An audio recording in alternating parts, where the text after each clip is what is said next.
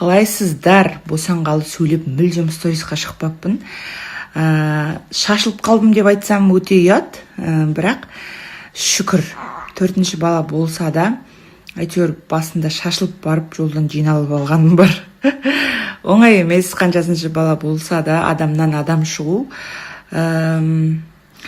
Сол, бұйырса бүгін үйге қайтамыз, шүкір, қатты қуаныштымын. Кеше анализдер тапсырдық, шүкір, балада да өзімде де бәрі жақсы. Ойдағыдай шыға берсеңіздер болады, кеше шыға беріңіздер деген. Оған мен жоқ, үлгермейміз деп бүгінге жоспарлағаным бар. Көбісі орамал туралы сұрапты, неге орамал тағып алғансың деген сияқты. Ол маңызды ма деп, оның барлығын айтам қазір. Біз біліп туылатын адам емеспіз ғой, бірақ біз естігенімізді, көргенімізді, білгенімізді жасаймыз. Өйткені менің екі мамам да, то есть енем де, өзімнің мамам да сол әңгімені қатты жетелеп тұрып айтып, миыма құйып тастағаннан кейін маған уже бұл дүние әдет болып қалды. Роддомға келе салып бірден босанғаннан кейін орамал тағып алатыным бар. Өйткені жаңа босанған әйелге түрлі дүние жабысқақ келеді. Әсіресе жамандар айналып жүреді, өйткені жаңа періште бар жанымда дегендей.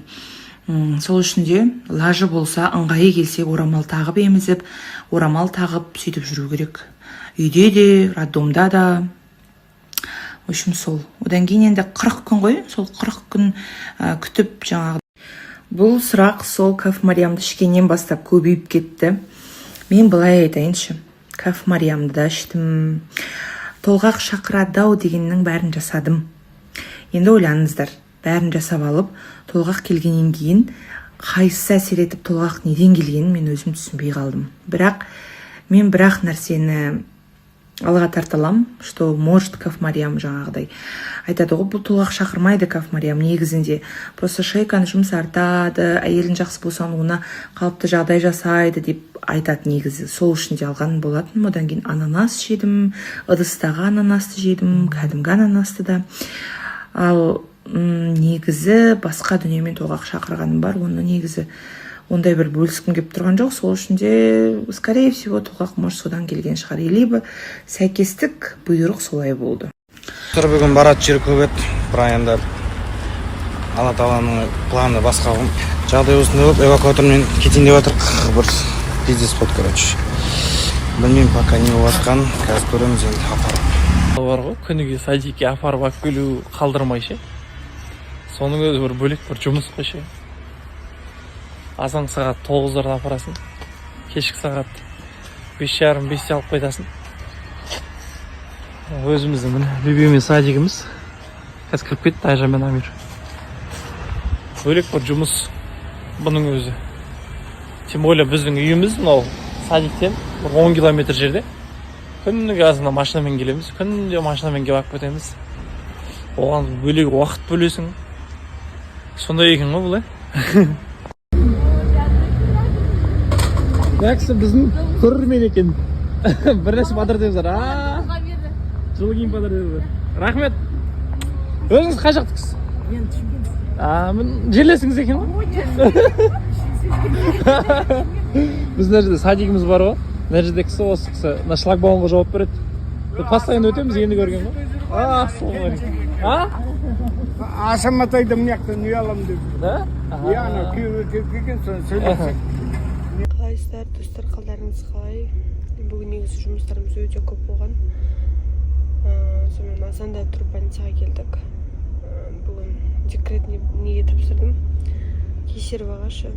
И сонымен шыққан едік. Соңға тапсыруға қаладым, соңға тапсыруға шыққам. Соның алдына келгенде машинаның бір жері кетті негізі. Машина оталдырса тұр деді. Сонымен негізі бүгін қонаққа шақырған әпкем, мамам, сестренкасы, Ханзада әпкем. Одан қалса бүгін выписка.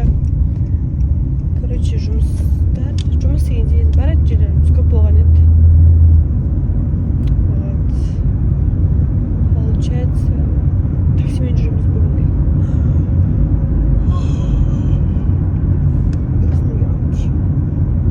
Бүгін мамалардың үйінде бейсенбілік шайға менің қайын жұртым келеді.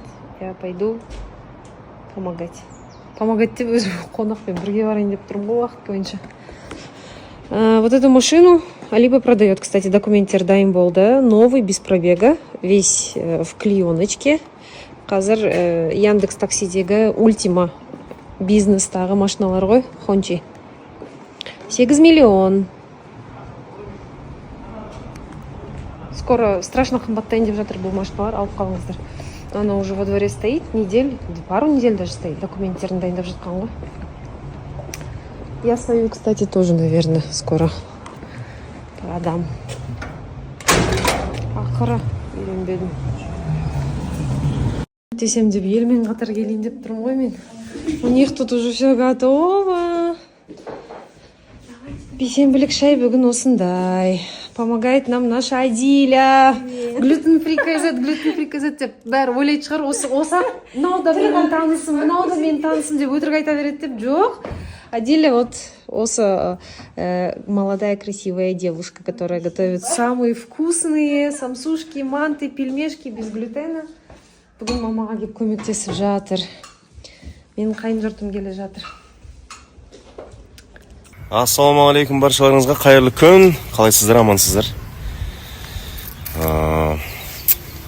Бүгін көздің өзі бір кешегіден кейін әлі салқындау.